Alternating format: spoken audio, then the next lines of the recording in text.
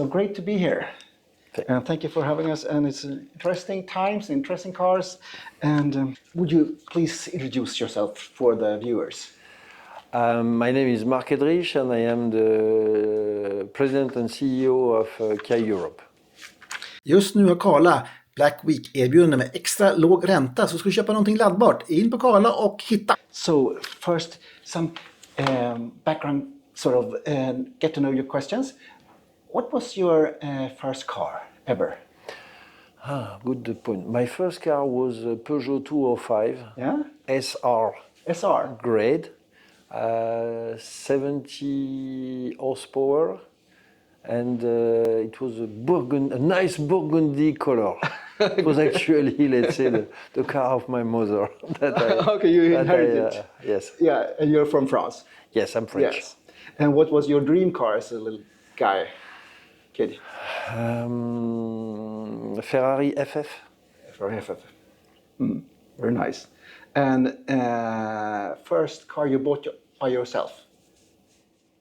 I think it was Ford Puma. Ford Puma, yeah, that's a nice car to handle as well. Yeah, with the Z-Tech, the Z-Tech engine that was 16 Soupape, multi-valve, so working very well. Yeah, it's nice handling car. Yeah, absolutely. Yes. So how come you started to work in the car industry? I have always worked in the car industry. I started working in 1990, so I'm a senior or veteran, automotive veteran, so working in the automotive industry since more than 35 years now. So. And what was your first occupation in the industry? I started by Ford France as a field sales engineer, trying, let's say, to convince the dealer to order their cars at the factory, fitted with one Ford radio, so from the plant. Okay. And not, let's say, traditional aftermarket, Japanese aftermarket radio. So it was quite a challenge because the dealers, they used to have 15% margin on the Ford coming from the plant, whereas, let's say, the Pioneer or Tokai or whatever, let's say, brand, they used to have 30 to 40% margin. So, but I started like that. Okay, great. And what's your favorite classic car for now? Is it still the Ferrari? Classic car. I would say the Porsche 911. Which one? The 993 or 6. I don't 93. Still. I'm not Okay, very good. specialized enough. So we switch over to the more burning topics. Yeah. So how do you see on the EV sales for 25 in Europe, in the world? It's sort of a little bit shaking. The sales has gone really rapidly up, and now it's sort of staggering a little bit. For 25? Yes, how do you see for 25? It's a real challenge. We knew it. The different milestones coming from the Green Deal of Europe were quite clear. A big challenge in milestone in 2020, another one in 2025, and then the next one will be 2030. Yes. So we knew it. We have prepared, let's say, that challenge. What we did not anticipate was the decrease of the demand, and especially the zero consistency of few governments that suddenly, let's say, stop without any notice the support. So we are ready, let's say, with the products. We have plenty of products. We are not the only one, but I think we have the best products compared to the others, and I will come back on that point later on, certainly. But the challenge is to be sure, let's say, that we will have the customer. But I'm quite confident. So how do you see the sales? Will they be higher 25 than 24? There must be. There must be. And they will be. If we don't want to pay fine, when I say we, all OEMs, we must achieve, let's say, a certain mix of EV and PHEV cars. There are only two powertrains that are CO2 positive contributor, EV and PHEV. So there is no magic. you need to strongly increase the EV sales if you want, let's say, to avoid paying penalty. So our strategy in Europe, we don't want to pay penalty. We have an avalanche of new cars and new EVs. We still have, let's say, PHEV cars. We'll keep selling the other cars also because we want to keep, let's say, a certain volume, not only for us, but also, let's say, for the dealers, because otherwise the dealer would be killed. And it's out of question, let's say, to kill the network. So we need, let's say, to fight together with the network to achieve our objectives. How many percentage of your cars in Europe must be EVs? Between 22 to 25%, depending on the. So you don't have to have the fine. Yes. Okay. So to make it simple, one EV equal 4 ICE. Very simple to. And what was the percentage? 24. It's completely different because the legislation, so that we highlight, it's minus 15% in 2025. It's much more complicated than that. You have the mass, which is also, let's say, changing, yes, I know. and you have, let's say, the weight of each powertrain, which is not the same. So the EV weight has radically changed. Same, let's say, with the PHEV weight. So it's difficult to compare. How was versus the 2024. The sales percentage of BEVs in 24? What will that be? In 2024, we are easily compliant. Yes. And we are going to sell approximately 70,000, 60 to 65,000 EVs, including in the UK, including in EFTA country. The percentage would be? 12, 13%, if I'm not mistaken. So you have just for the EV, just for the EV. You go for what, from 12 to 2025. Yeah. It's a big step. Absolutely. And the EV3 is one big puzzle. EV3 is a game changer. That car has the potential to become the main car of the household. Price-wise, it's also, let's say, very aggressive. In terms of product capability, it's very strong, up to 605 kilometers of EV range. You have tested the car. So we are confident that this is the right car at the right moment. The center of gravity of Europe is the C segment.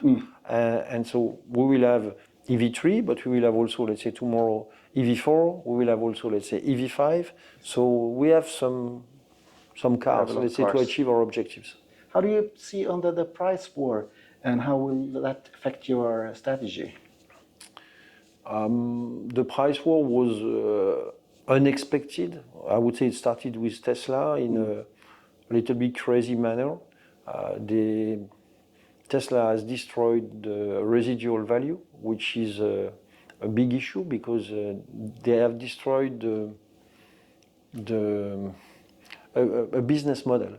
And let's say the used EV have been heavily impacted, the dealers have been heavily impacted. The positive news, if I may say so, is that it seems that it's behind us. We see now, let's say, that the residual values are stabilizing. Okay.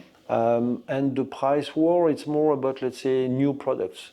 I think all OEMs together, we are going to launch 80 new EVs covering different segments. A segment, B segment, C segment, etc., etc. So I would not describe it here anymore as a price war. It's new offers, let's say, that are coming on the market. It's not, let's say, the car that was existing or that is existing and for which the price is going, let's say, to decrease by 10 or 15%. So don't think few guys will do it, but I'm more expecting, let's say, new offers coming, let's say, to cover the different segments. It still seems that in China the price war is really on. In China, you have more than 100 Chinese producers.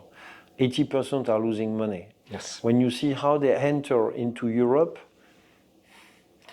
they are not necessarily killing the market because it would go against their interest. On top of that, it is likely that they will have some tariff. Yes. It has been approved. So if they if they continue the price war that they have in China, it will be definitely a lost battle for them. So I do not expect, and what I see today, you have decent and very good Chinese contenders, Yes. and they are not cheap. They have a price point which is quite high, and at a certain moment they will be like everybody. They will face also, let's say, a brand issue, because the brand is still very important. It is still in Europe anyway. China maybe not. When will the prices of BEV and ICE be on the same level, sort of? We are not far, actually. If you look at the so EV3, this is the launch of EV3. The car is 4.3 meters long. Yes. Okay. Seat is at 4.29. But EV3 has a wheelbase which is exactly the same as Sportage. And being a full dedicated EV platform, the roominess in the car is closer to the one of Sportage rather than the one of Seat. Okay? A Sportage hybrid, 215 horsepower, two-wheel drive. I would say that the price point in Europe is, depending on the grades, etc., between 36 to 42,000 euro. Okay? EV3 starting point, it's 36,000 euro, a little bit less in different countries. So, sorry. No problem. We are not far, as you can see. Then the big difference is the margin, let's say, and the profitability for the OEMs, which is a different story. But price point, from a price point perspective, for the C segment now, we are not far, let's say, from the. For the smaller car, you still see a gap.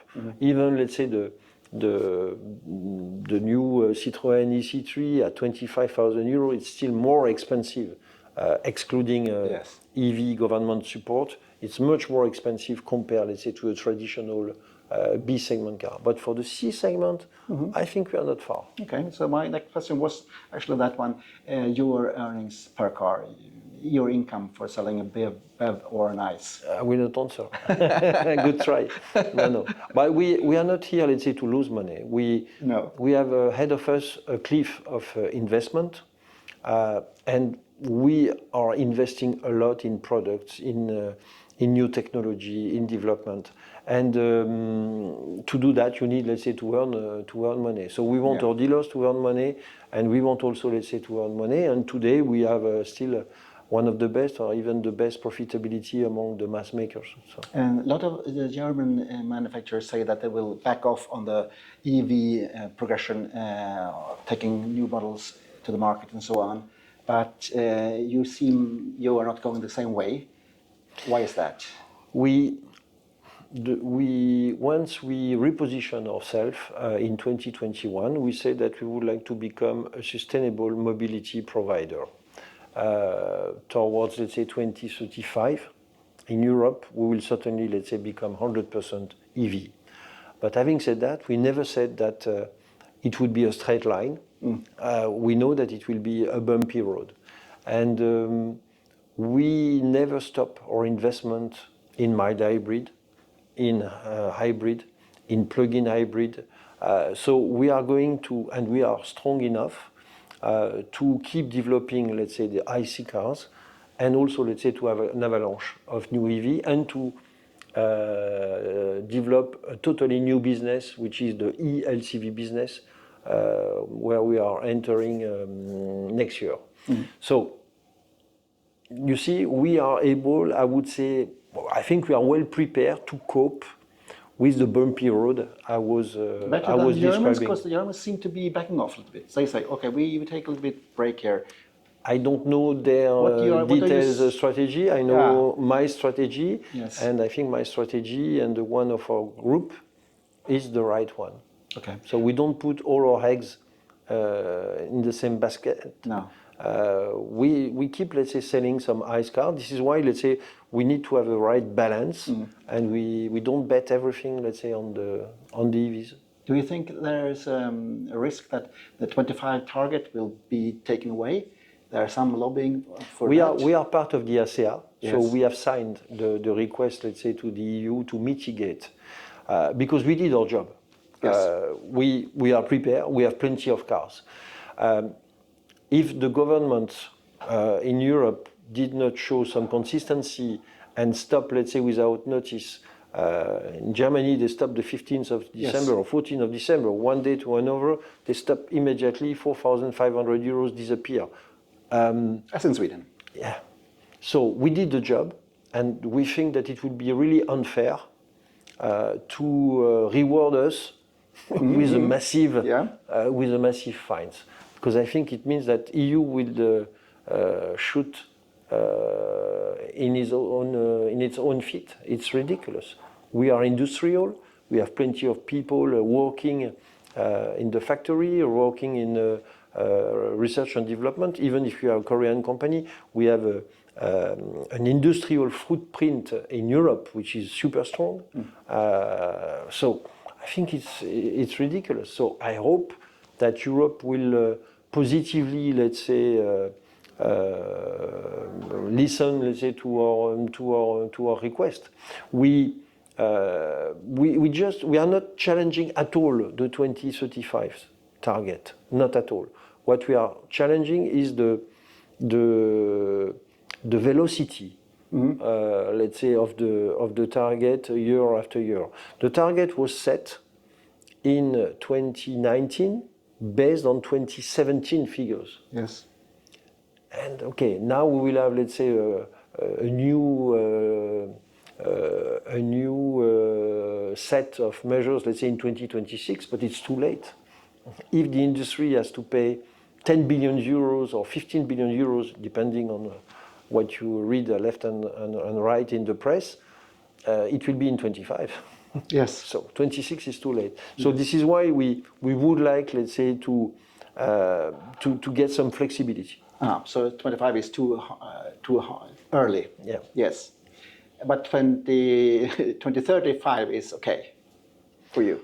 It's still, let's say, very far. Very far. I'm quite confident that it's a long journey, but we will go there. And when I see, let's say, the countries that have invested in infrastructure,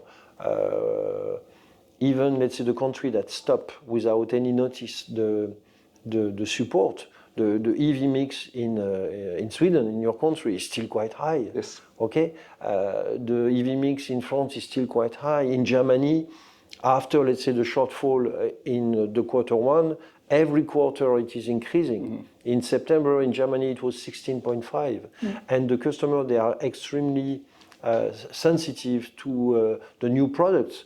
So I think once we bring the new products covering, let's say, new segments, I'm quite confident that we will find the customer. The issue is more in countries that did nothing. Yeah. You have countries, let's say, where the infrastructure is still a real challenge, and this is the problem. So what is the most important things to get the sales of EVs up in Europe? I think it's a combination of product newness. You need to keep, let's say, fresh. You need to keep bringing fresh product, let's say, on the market, and this is what we are doing. Charging is extremely important. We have Care Charge. It works very well. We are part of the IONITY consortium. It's also, let's say, super important for us. So it's the combination of both infrastructure and the product at the right price. And incentives? Incentive, as long as it is well, how can I say, well organized by the government with a clear window of visibility. If you tell me, okay, the incentive is 4,000 euro year one, 3,000 year two, 2,000, then it works. We need to have a visibility. We are industrial. Yes. We cannot, let's say, navigate from left to right in 2 months. So how do you see upon the tariffs on Chinese cars? What's your view on that? We respect, let's say, the legislation. We have no impact. but we are more in favor of free trade rather than tariff. So this is the decision of EU. We have no impact for us. So I still don't know if they will be applied because there are still, let's say, ongoing discussion. Yes, they are. It is likely. Yes. But I think certain countries, they did not give up, let's say, the but negotiation. You think the tariff that's the right way to go, you think? To keep the Chinese cars out of Europe a little bit? It's not the right way. It's better, let's say, to anticipate much more in advance. Yeah. So once the EU has set, let's say, the Fit 55, EU being super open, let's say, to competition and to the free trade, it's better, let's say, to anticipate rather than being forced to put some tariff at the last moment, because we see that there could be some retaliation on other business. They will so it's not necessarily, let's say, the right thing to do. Can you keep up on the pace of development that the Chinese are doing on the electric cars? Can you be as quick as they are in developing new technologies or infotainments or whatever? I think we are the third biggest OEM. Yeah. We are Big earning isn't always the best. Yeah, but we are growing. Yeah. It's not only being, let's say, the biggest. It's also, let's say, we want to be the best. Yeah. And we are earning money. We have a clear vision. I think we are super, as a Korean company, future-oriented, new business-oriented. What I see, let's say, at what pace, let's say, we are developing and the new business we are going, let's say, to enter, I think our group is well positioned. So I cannot tell you if we will cope, let's say, with the 100 weeks of development that I hear left and right. I even don't know if it is exactly 100 weeks because it depends what you put in the number of weeks in terms of R&D development. But I think we are ready, let's say, we are ready to face competition. And how are you doing in China? In China, we are growing. Our volume is growing. It's not easy, but our volume is growing. We recently launched EV5. So we are present in China, let's say, with the two brands of our group. Yeah. Great. And how many cars are you selling? I don't know. I don't know by heart. No. I'm not taking care of Chinese sales. Very good. I think that Europe will be flooded with Chinese cars with ICE or mild hybrids or... Sorry? That the Chinese manufacturer will sell a lot of ICE cars, mild hybrids or PEVs now. I don't know. Honestly speaking, I don't know. They started with EV cars, then they are introducing hybrid, then they are introducing also, let's say, range extender. I think they have the full capability and the full range of powertrain. So it depends on each strategy, each brand approach. But if you don't have any tariffs on these cars, they will be cheaper to sell here in Europe because then we will have a competition. During a certain timing, yes, but the EU is moving, let's say, towards electrifying or let's say EV mix. So if you would be a dealer, you would invest in a brand that will tell you, okay, I'm going to sell only hybrid cars, knowing that in 2030 you need to achieve maybe 60% of your mix with EV cars. Does not make sense. They have everything, of course. What's the your top challenge? Is definitely, let's say, the CO2. So CO2. We are here to launch properly EV3. The first feedback from the journalists, the customer is excellent. You know that we already sold pre-sale, 5,000 cars without having, let's say, the cars by the dealership. So it's a good confidence, let's say, from the good trust from the customer. Now the car every day they are arriving, let's say, by the dealers. So I'm confident, and the key challenge is definitely next year to achieve, let's say, the CO2. So to well steer, I would say, our sales to try to combine growth with the right CO2 mix. But you said you will sell around 20-25%. BEVs next Yeah. year, and that will be sufficient. Yeah. So you are sort of confident that you will reach your CO2 targets. At least we put all the conditions, let's say, to succeed. But that's still the main focus. Yeah. To how much money would it be, you think, in In what? for paying for if you're not fulfilled? We are targeting to be compliant. Okay, very good. Thank you. So big luck. Thank you very much. Thank you. Is there anything else we should discuss, you think? No, it's up to you. No, but I mean, that's something on your chest No, or what do something you- that you no, would, no, this is important. We should have talk about this and that. Something that's on your heart. No, it's more about, let's say, your market, so which is very important. So because we used to be top one Yes. in Sweden, and we see that the market is extremely challenging because the private lease collapse. Yes. So I hope that with the decrease of the interest rate, I hope that we will find the private Swedish customer to go back. Yes. Let's say to the market. If you had the incentives back, the private lease would come back. I'm sure. Yeah. And in these challenging time, I think a lot of people say 500,000 crowns or 50,000 euros is a lot of money for a car. Absolutely. But if I can pay a reasonable sum every month, that's okay. So we could be quite positive, saying that we are covering the low end of the EV segment with EV3 or with the other EVs we are going, let's say, to launch.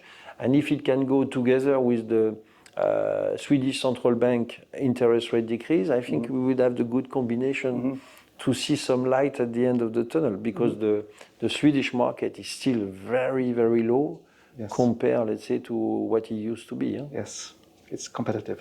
Yeah. And residual values, how do you see that playing out in the future for EVs? As I said, what we see is that after a big decrease, we see that they are stabilizing. So which is definitely good news. There is a turning ratio also, let's say, for the used EV. Yeah. It's longer compared to the IC cars. Nevertheless, there is a turning ratio. So once the dealer, they have the right treasury, let's say, to handle that. Once they have the right price point in terms of used EV, then it works. Then it works. Would a lower VAT tax on used BEVs be a good thing? I think instead of supporting, let's say, the new, I think the government should support the used. Yeah. Because if you look at the structure of the market in Europe, you have a big part of the market which is fleet. Yes. And the fleet, it's just, let's say, coping with the legislation. Yeah, they are fine. So as a company, you need to order, let's say, an EV or to have a certain CO2 footprint. So you are obliged, let's say, to order cars. But the used EV, it's a private customer. Yes. So if the government would support the private, how? I don't know, it depends country per country, but it would cost less money, and I think it would be much more efficient. Yes. Do you have any suggestions what would be the best way to support the used car market? Well, it could be a pure EV bonus. It could be VAT. I don't know. I don't know. Okay. I don't know. But I think it's definitely, let's say, what they have to do. Yes, I agree. Okay, thank you. Thank you very much. You're welcome. Thank you.